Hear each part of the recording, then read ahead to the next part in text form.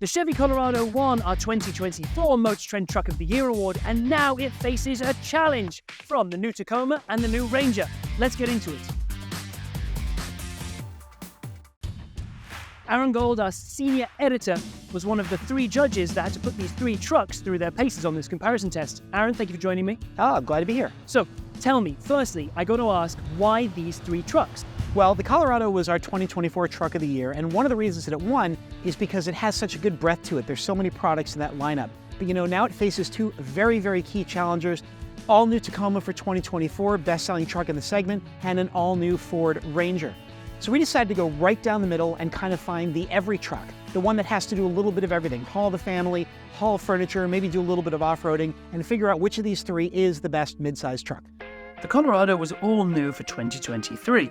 It's powered by a 2.7-litre turbocharged inline-4, which makes 310 horsepower and 430 pound-feet of torque, put to the road via an 8-speed automatic.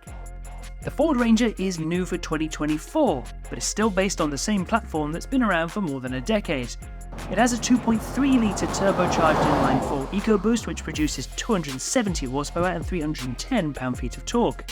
The transmission is a 10-speed automatic. The Toyota Tacoma dominates this segment, and for 2024 we have a new one. A 2.4-litre turbocharged inline-4 produces 278 horsepower and 317 pound-feet of torque, as well as an 8-speed automatic. As with all of our reviews, the editors endeavour to test as many different aspects of the vehicle as possible in order to find out as much as they can and conclude with a winner. Up first for these 3 trucks was on-road driving. Now, you do this with all your comparison tests. Please tell us what that road loop involved and maybe what you learned. Well, in MotorTrend, we have a number of different road loops that we use, and we try to get all types of driving in, drive on the freeway so we can test their adaptive cruise systems, lane centering if they have it. We want to do some city driving, see what it's like on bad pavement, cross some railroad tracks. And of course, we want to get a little bit of curvy road driving, even though that's not necessarily the focus for these vehicles. I mean, we are who we are. These 3 trucks are very similar in their trim level, and they're also similar in powertrains, isn't that right? Yeah, that's true. V6 engines used to be the engine of choice for mid-size pickups.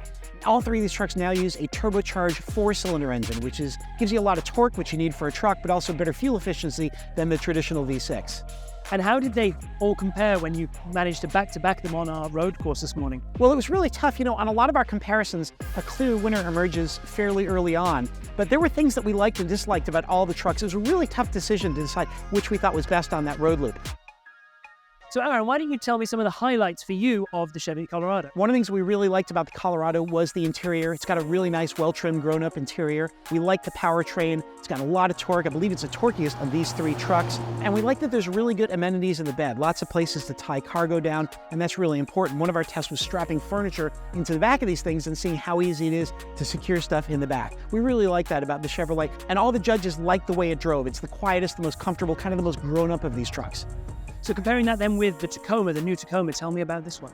Well, the Tacoma was not really as settled. We didn't think the ride of the Tacoma was as comfortable, nor the handling quite as good. But I'll tell you, one of the Tacoma's real strong points is the way they've arranged the interior. The back seat is brilliant. You can fold the backs down. You can raise the bottom cushion up. There's plenty of storage space.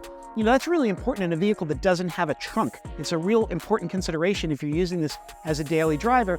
We thought that was a real strong advantage for the Tacoma. Brilliant. And then what about the Ranger?